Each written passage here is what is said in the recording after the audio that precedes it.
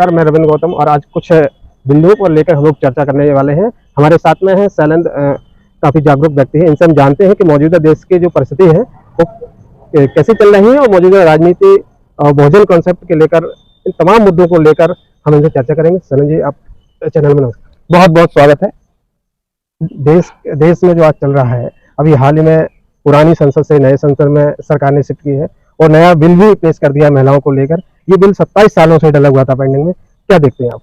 देखिए, ऐसा है, सबसे पहले तो ये इस देश की जब परिदृश्य आप देखेंगे, इस देश की जब व्यवस्था देखेंगे, तो ये देश कृषि प्रधान देश है और कृषि प्रधान देश में एक धर्मवाद की बात कर उस किसान की जो डेवलपमेंट की बात होती है वो बात दब जाती है। जो मेन मुद्दे, महत्वपूर्ण मुद्दे, चाहे नई संसद हो चाहे पुरानी संसद हो, लेकिन हम लोगों को जो कृषि प्रधान देश है, हम लोगों को सबसे पहले किसान, नौजवान, व्यापारी, ये तीन ऐसी व्यवस्थाएं हैं जो व्यवस्थाएं देश को डेवलप करती हैं। जो देश को, जब किसान जमीन चीरकर फसल उगाता है, आप देखें कोविड-19 में देख लें, कोविड-19 में आप देखेंगे तो आप ये मानेंगे कि जो किसान है उसका ट्रैक्टर हमेशा खेतों पर चलता रहा। देश की संसद बंद हो गई, देश के थाने बंद हो गए, देश की जो व्यवस्था है, कानूनी व्यवस्था, वो बंद हो गई, लेकिन किसान परमानेंट अपनी खेती पर, अपने खेतों पर दिखता रहा और अनाज उगाता रहा। तो आज हम लोग जिस तरीके से देख रहे हैं कि संसद जा रही है या एक धर्मवाद की बात की जा रही है। अभी आप देखें कि बाहर से जो प्रधानमंत्री आए, उनको एक एजेंडा रूप में जो बड़ी बड़ी मीडिया है वो दिखा रही है कि देखिए ये मंदिर गए। मैं मानता हूं ये देश आस्था का है, ये देश संस्कृति का है, लेकिन हम लोगों को खाने के लिए किसानों को आगे बढ़ाना होगा, उनके बच्चों को आगे बढ़ाना होगा, रोजगार देना होगा। तो मैं ये मानता हूं कि सबसे पहले अगर इस देश का जो प्रधानमंत्री है या ये देश के नेता होने चाहिए, उनकी आइडियोलॉजी होनी चाहिए कि किसान को बढ़ाना। सरकार ने अभी हाल ही में महिला आरक्षण बिल पेश किया है और 543 सीटें हैं कुल। उसमें से 33% अगर निकाल दिया जाए तो 60 सीटें एससी बनती हैं, SC ST के लिए, और 180-81 की लगभग बनती है सामान्य के लिए। तो इसको आप क्या देखते हैं? क्या SC की महिलाएं उस मुकाम तक पहुंचेंगे इस बिल को लेकर? देखिए रविंद्र जी, आप भी ये जानते हैं कि इस देश को जैसे ही आजाद हुआ और इस देश में इतनी प्रथाएं थी, उन प्रथाओं को रोक लगाने के लिए संविधान बना, और जो इस प्रथा को चलाना चाहते हैं, जो अपनी एक जो कहते हैं कि हम डिग्री लेके पैदा होते हैं, जो कहते हैं कि हम जन्मजात श्रेष्ठ हैं, उन श्रेष्ठता के लोगों पर संविधान ने एक ताला जड़ दिया था। और वो हमेशा ये बात सोचते हैं कि किसी भी तरीके से हम लोगों को अपनी गुलाम, जो उनकी पारस्परिक गुलामी थी, उस गुलामी की ओर ढकेलें। आप देखेंगे, मान लीजिए अगर महिलाओं का बिल आया है तो बिल में ये बहुत स्वागत योग्य है कि महिलाओं को भागीदारी, लेकिन 33% ही क्यों, आप 50% दीजिए। जिस तरीके से आप 33% दे रहे हैं, आप उसी तरीके से 50% महिलाओं को भागीदारी दीजिए, किसी को कोई ऐतराज नहीं। लेकिन सवाल ये उठता है कि देश जब से आजाद हुआ है, आप देश को दो भागों में पढ़ सकते हैं, एक आजादी के समय और एक मंडल कमीशन जब लागू हुआ, उससे बड़ा धरना देश में कभी भी हुआ नहीं है। देश इन्हीं जो बड़े बड़े अधिकारी हैं, चाहे IAS, PCS, ये सब सारे अधिकारियों ने 4500 करोड़ रुपए खर्च होकर एक मंडल कमीशन की रिपोर्ट बनी। उस मंडल कमीशन की रिपोर्ट को लागू किया गया। यहां तक कि जो मौजूदा उस समय के प्रधानमंत्री थे DP सिंह जी, उन्हें बराबर धमकियां दी गई। लेकिन आप समीकरण देखिए, इसी भारतीय जनता पार्टी जब जनसंघ थी, इसी जनसंघ ने मिलकर वामपंथी दलों के साथ, क्योंकि वामपंथी दलों में भी उस समय चाहे कम्युनिस्ट पार्टी हो चाहे अदर जो पार्टियां थी, उनमें भी वही वो लोग थे जो इस देश की मलाई खाना चाहते हैं, जो इस देश के लोगों को गुलाम बनाना चाहते हैं। तो उन्होंने अपना समर्थन वापस ले लिया था और मंडल कमीशन की सिफारिशों को, मात्र 3 सिफारिशें लागू हो पाई और सिफारिशों को रोक दिया गया, सरकार गिरा दी गई। और सरकार गिराने के बाद राम मंदिर का मुद्दा उठाया गया। अब जैसे ही मंदिर की बात आती है, इस देश में ध्रुवीकरण की बात होती है, इस देश में हिंदू मुस्लिम की बात होती है, जबकि ये देश आस्था का है, ये देश संस्कृति का है, लेकिन वो अपनी जगह पे है। लेकिन कानून जो व्यवस्था है, जो हमें संविधान से मिला है, जो संविधान लागू होना चाहिए, वो लागू नहीं हो पाया। डॉक्टर बाबा साहब भीमराव अम्बेडकर ने जब संविधान सभा की पहली बैठक थी, तब भी उन्होंने कहा था ये संविधान जब ही अच्छा साबित होगा जब इसको चलाने वाले लोग सही होंगे। तो उनकी बात एकदम सही हो रही है और वो उन्होंने जो भी बात कहीं ना कहीं 100% सही हो रही है। आगामी लोकसभा चुनाव होने वाले हैं, कुछ ही महीनों बचे हैं और एक तरफ एनडीए है और दूसरा विपक्ष का जो गठबंधन, उसका नाम इंडिया रखा है। भाजपा कहती है इंडिया नाम इन्होंने जानबूझकर रखा, इसलिए इस समय जो है इंडिया को शब्द हटा के भारत करना चाहते हैं। इसको आप क्या देखना चाहते हैं? इसमें भी एक रणनीति है रविंद्र जी। आप साफ तौर पर देखिए, आप देखेंगे कि कुछ चुनिंदा घराने, कुछ चुनिंदा लोग आपस में बैठकर एक गठबंधन करते हैं, पक्ष और विपक्ष बनाते हैं, और वो पक्ष विपक्ष करके हम लोगों का वोट लेकर आप देखें, कांग्रेस पार्टी की अगर बात की जाए तो पहले भी कांग्रेस पार्टी जाति जनगणना करा सकती थी। जाति जनगणना जब भी हो जाएगी तो जो अब पिछड़े से भी पिछड़े हैं, मान लो ये कह सकते हैं कि पिछड़ों के ऊपर भी एक पिछड़े हैं जिनका 40% वोट बैंक इस देश में, उनको आज तक स्वतंत्र रूप से एक भी पार्टी ने संसद भेजने का काम नहीं किया, क्योंकि वो ये जानते हैं कि अति पिछड़ा वर्ग का कोई भी व्यक्ति अगर संसद पहुंचेगा तो वो ये पूछेगा कि हमारे समाज की ये व्यवस्था, वैज्ञानिक चिंतन, राजनीतिक चिंतन, सामाजिक चिंतन, नौकरियां, इस तरीके की बात करेगा। लेकिन एक परसेप्शन तैयार किया जा रहा है जो पक्ष और विपक्ष के रूप में आप देख सकते हैं। आप देख सकते हैं कि दो पार्टियां या दो लोग ये बताना चाहते हैं क्षेत्रीय पार्टी, क्षेत्रीय भाषा, क्षेत्रीय विचारधारा को खत्म कर सिर्फ आपस में एक पक्ष और विपक्ष बनाना चाहते हैं। जो कांग्रेस है वो भाजपा है, जो भाजपा है वो कांग्रेस है। आप साफ तौर पर देख सकते हैं मध्य प्रदेश में इस समय भारतीय जनता पार्टी के लोग, देखा जा रहा है, मतलब सूत्रों की जानकारी कि भारतीय जनता पार्टी से लोग खपा है और कांग्रेस पार्टी की तरफ आ रहे हैं। लेकिन वहीं पर एक शास्त्री जी है, वो नित्य प्रतिदिन तमाम जातियों को टारगेट करते हैं। वो हमेशा नाई समाज की, कभी एसटी समाज के ऊपर टारगेट करते हैं, और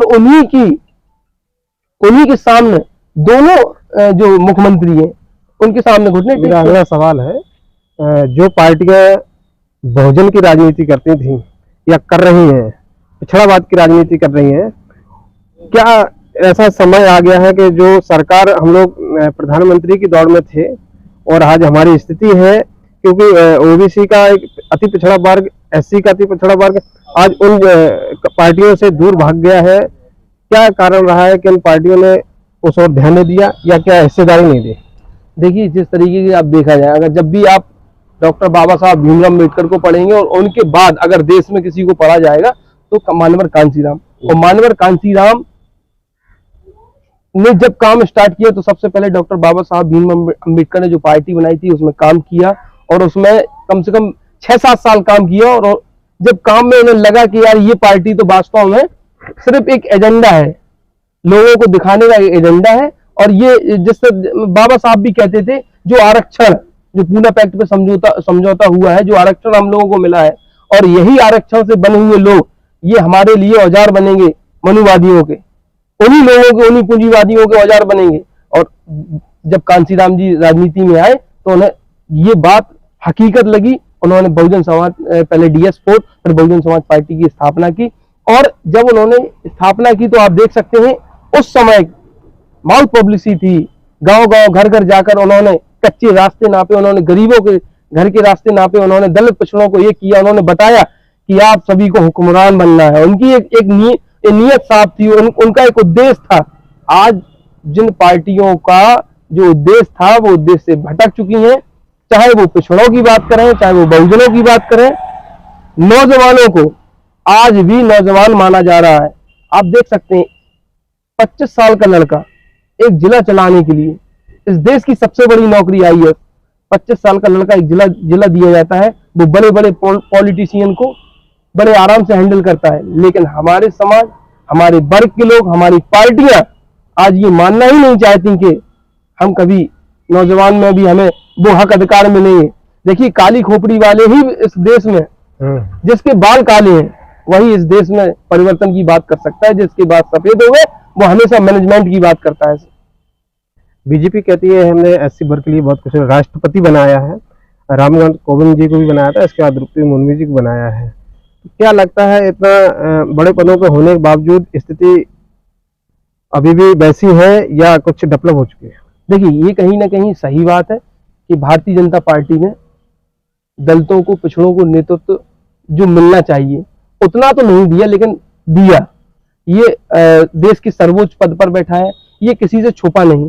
लेकिन जो उनकी सोच, जो उनकी नीयत है, उस नीयत में खोट है, उनकी कथनी और करनी में खोट है।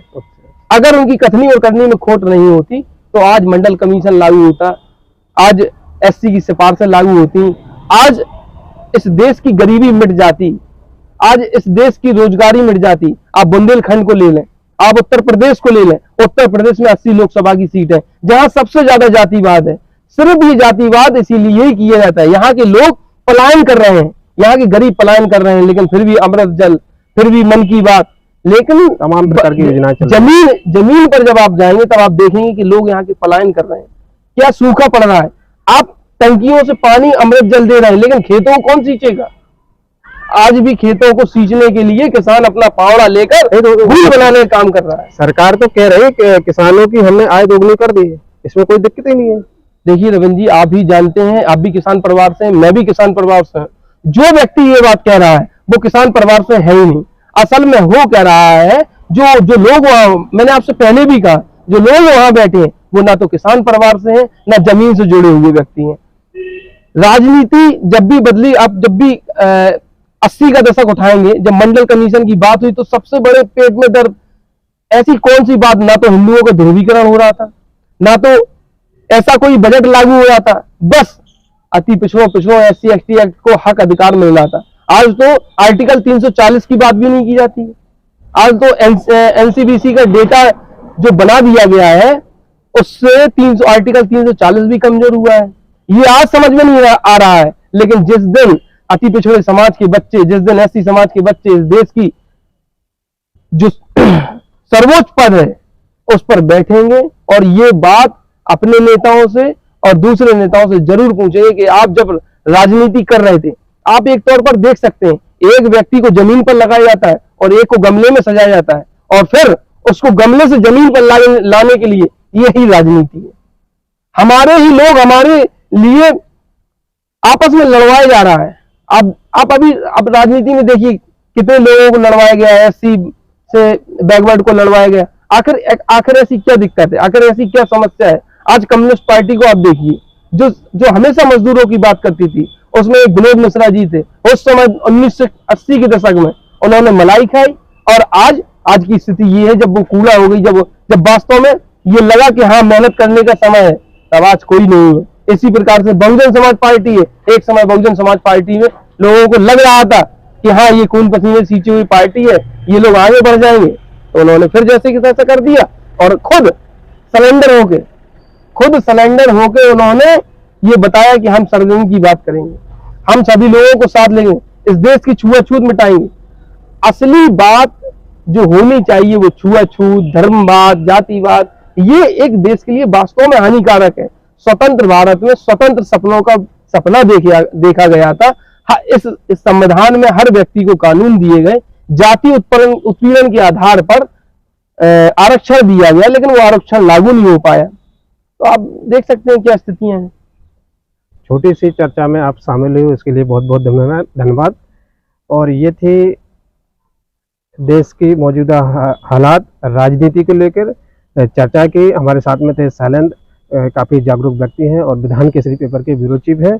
आज का हमारा वीडियो कैसा लगा हमें कमेंट करके जरूर बताइए। जय भीम, जय विज्ञान, जय सोमनाथ, धन्यवाद।